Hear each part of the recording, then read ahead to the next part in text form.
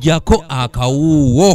Bano abavuddeyo okuvuganya ku bwa ssentebe b'ebyalo eby'enjawulo mu Luweero be bali Mubweraliikirivu olw'abantu obutavaayo kwewandiisa ku kulonda kwabwe nga kino nno kibeeraliikiriza nti kyanditabangula okulonda kuno ng'embeera eno esinze kweyolekera mu ggombolola y'Eziroobwe era nga kino kizuuliddwa mu lukiiko oluyitiddwa ssentebe w'eggombolola eno Pascal Imraki nga luno lwetabiddwa abavuganya ab'enjawulo. Tusuubira okubanga abalonzi bayinza okuba batono olw'okubanga tyakaluka ku mugongo n'abayigo Anet Muluuta n'esimbyewo mu Bukasa Kikutuzi ekiyinza okulemesa akalulu kano emba ndaba endagamuntu abamu tebeewandiisa tebaafuna ndagamuntu.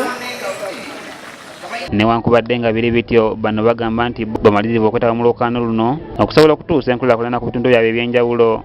Nkwata mikwano gyange gye nkolana naye mu by'obufuzi gisobole okutuyambako okukola ebintu ebimu ng'enguudo zitambula by'ezewaffe ng'okulabikanga abaana abatenyigira mu kusoma. Nsuubira okubanga ngenda okubanga nkwatagana n'abazadde okubategeeza batwale abaana ku masomero. Ndi muntu atuukirikika ebintu ebituuka ku ggombolola services batuusaako. Ssentebe w'eggombolola lino n'abalabula okwewala ennonya y'akalulu emenya amateeka wamu n'okusuubiza ebintu bye batasobola kutuukiriza kyagamba nti kiyinza okugootanya emirimu gyabwe. Mwena abavuma bannabo mu kalulu mukaveeko tetwagala kufunira abantu mu kalulu kusonna wantu yatazangako musango ekiddamu muno bayaza omusango yokera byogenda okukolera abantu ebisoboka so si kulimba. Akulira ebyokulonda mu Ziroobwe agamba nti ekitundu kino kyolekedde obuzibu bw'enkulaakulana obw'amaanyi naddala mu bakyala kubanga bano enteekateeka z'okwewandiisa baziziimuula. Zessaawa e Bulambale obukiiko bw'abakyala nabwo bulondebwe era abeesimbyewo ab'enjawulo betwogeddeko nabo bavumiridde ekyabannaabwe okubeesimbako kyokka nga balina ebifo ebirala ebyenene bye balimu. Munneesige ndi mukyala mu bufumbo ndi muzadde ate nga ndi mukozi okutwalizamu ensonga ezo eziruma abakyala.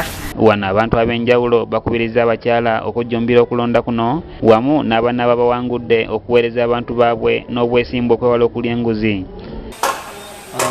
Okulonda kuno kwakusoomooza nnyo kwa mugongo naye nsaba abalonzi okubeera nga tebaleeta ntalo tebaleeta